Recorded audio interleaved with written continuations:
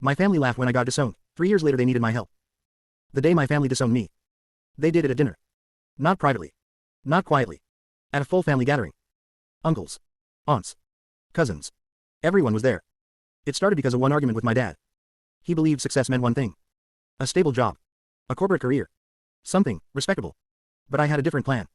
I wanted to start my own business. An online platform I'd been working on for almost a year. When I told him I was quitting my job to focus on it, he lost it. You're throwing your life away, he said. I tried explaining the idea. The market. The potential. But he didn't care. To him, it sounded like gambling.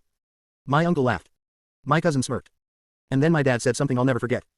If you walk out that door, don't expect this family to support you ever again. The room went silent.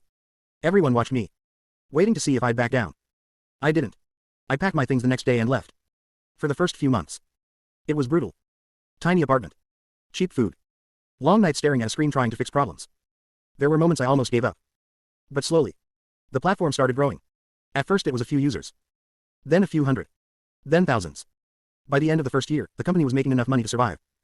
By the second year, it was profitable. And by the third year, investors started calling. Real investors. The kind who don't laugh at your ideas. One of them offered to buy a large share of the company. The deal was worth more money than my entire family had ever made combined. Around that same time, my phone rang. It was my aunt. We hadn't spoken in years. Her voice sounded different. Careful. She asked how I was doing. Then she mentioned something about my parents struggling financially. Apparently my dad's business had collapsed. Debt. Legal problems. Everything. And now they needed help. Specifically, my help. She said family should support each other. Funny how that phrase appears when money is involved. A few days later my parents called too. For the first time in 3 years. My dad sounded older. Less confident. He didn't apologize. But he asked if we could talk. So we met.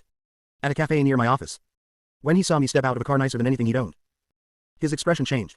We sat down. He explained the situation. The debts. The lawsuits. Then he asked the question. Can you help us? I took a moment before answering. Because 3 years earlier, he gave me a choice. Family or my dream. And when I chose my dream, they laughed. They disowned me. Now the situation had reversed. The same dream they mocked was the only thing that could save them. I told him I'd think about it. And when I walked away from that table, I realized something. The people who laugh the loudest when you fail are usually the first ones to call when you succeed.